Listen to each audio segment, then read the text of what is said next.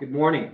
I'm John Hudson, pastor of the Pilgrim United Church of Christ in Sherborn, Massachusetts, and the writer of Spiritually Speaking, a weekly newspaper column for Gannett Media, and I welcome you to another of my weekly video essays with thoughts about how all of us can lean into and get through these strange and amazing days. Like many Americans, I've been reading and watching in dismay and worry as other parts of the United States now face into a huge surge in coronavirus cases and deaths, just as we did here in Massachusetts last spring. I'm also hearing about the patchwork of responses to this public health emergency. Some states are clamping down and closing up, some are being cautious, and it even seems like a few are still not taking this threat very seriously, even as we know here in the Bay State just how deadly the virus really is. I think what confuses me in this mess of a response to the virus by the United States is how little, actually, we citizens are asked to do to curb the spread. Wash your hands, wear a mask, and stay 6 feet apart. Yet, how so many of our fellow citizens just can't seem to be bothered to faithfully do these three things: wash your hands, wear a mask, stay 6 feet apart.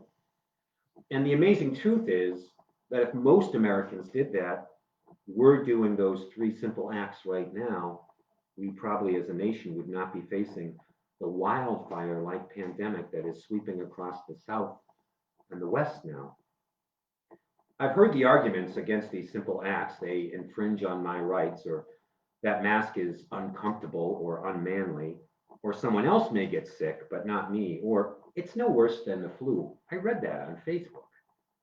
But now, more than 4 months into this crisis, here's one truth that I believe we cannot dispute nor disprove.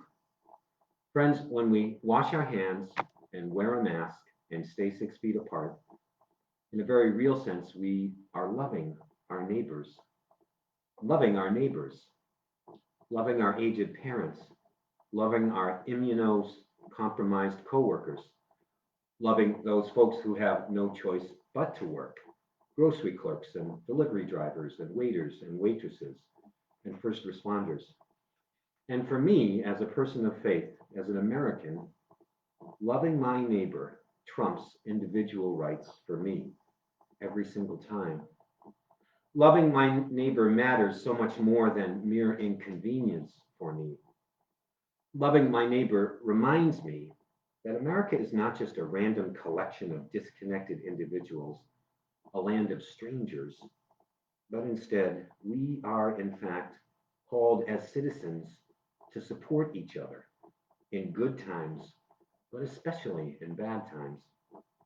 As Theodore Roosevelt once said of such citizenship, this country will not be a good place for any of us to live unless we make it a good place for all of us to live.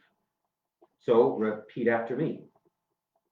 Wash your hands, wear a mask, and just stay 6 feet apart. Be a good citizen.